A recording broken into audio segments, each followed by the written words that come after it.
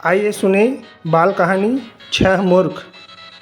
बादशाह अकबर अक्सर अवसर को कई चुनौतियां दिया करता था, साथ में पूरा करने लक्ष्य भी। बीरबल भी उन पर काम करके अपने हास्य तथा बुद्धिमत्ता के द्वारा उन्हें जीत कर आनंद लेता था।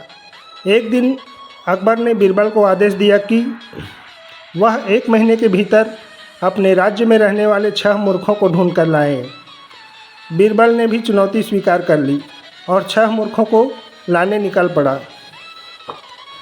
रास्ते में उसे एक आदमी मिला जो अपने सिर पर घास का गट्ठर रखकर स्वयं एक गधे पर बैठकर जा रहा था।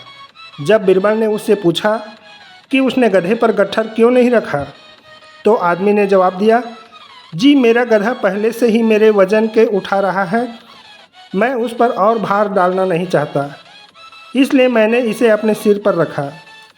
बीरबल खुश हुआ कि उसे एक मूर्ख मिल गया। थोड़ी देर के बाद उसने देखा 2 आदमी लड़ रहे थे। बीरबल ने उनके पास जाकर पूछा कि क्या बात है।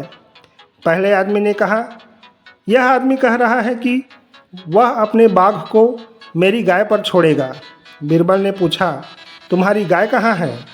उसने कहा, अभी तो मेरे पास गाय नहीं है, मगर मैं भगवान से प्रार्थना करके एक गाय प्राप्त करूँगा।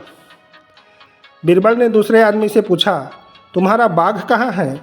दूसरे ने जवाब दिया, यदि भगवान से प्रार्थना करके एक गाय पा सकता है तो मैं भी भगवान से प्रार्थना करके एक बाघ मांगूंगा। बीरबल को आनंद हुआ कि उसे एक साथ 2 मूर्ख मिल गए। बाद में शाम को बीरबल ने देखा एक आदमी रास्ते पर कुछ ढूंढ रहा था। बीरबल ने जाकर उस आदमी से पूछा कि वह क्या ढूंढ रहा है, तो उसने कहा कि वह अपनी अंगूठी ढूंढ रहा था जिसे उसने घने जंगल में खो दिया था।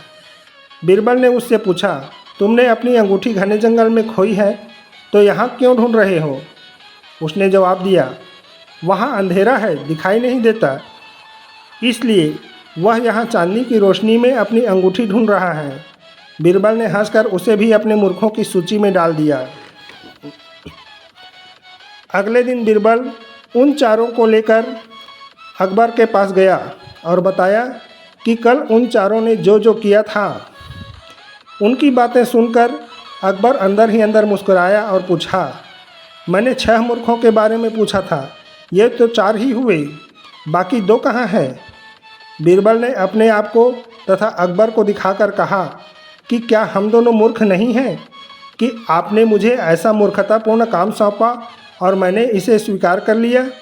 अकबर ने दिल खोलकर हंसते हुए बीरबल को पुरस्कृत किया।